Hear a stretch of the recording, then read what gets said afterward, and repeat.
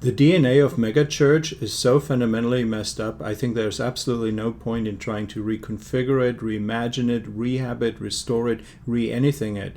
They're not fixable. Of course, I should tell you what my standards are here when I make this kind of judgment.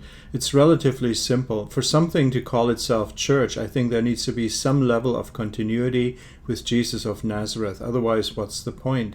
And of all the church models out there, and they're all flawed, except that one kind of model actually has a chance at succeeding, but I have other videos on that. Of all the models out there, the one that has the least chance of succeeding, it's basically a dud from the get-go, no matter how fast it grows, is megachurch.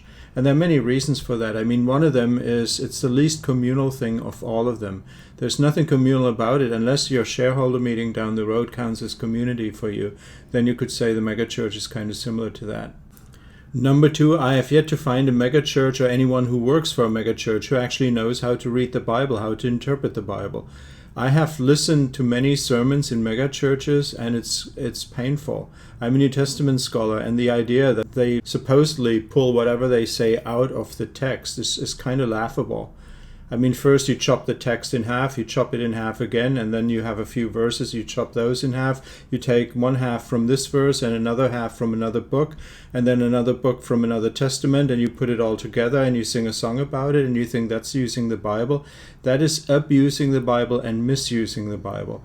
Now, if you get away with that, and if people don't call you out for it because they don't even know this is going on, or they don't even know that this is not okay, then you're going to have a church system that can be replicated successfully. It's just not a church, it's a system, it's religion.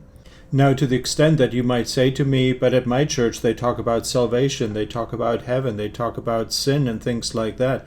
If you think that makes that church a church, then you are part of the problem. The issue is not what words get flung around. The issue is are concepts being understood. If somebody talks about heaven and they think heaven is up there, and somebody talks about salvation and they think that kicks in after death, and somebody looks at their box, their big box, where you can only attend and stand up and sit down and read along on the PowerPoint or something, you call that a church. If people do that kind of thing, it doesn't matter that they use those words. What matters is they obviously don't understand them.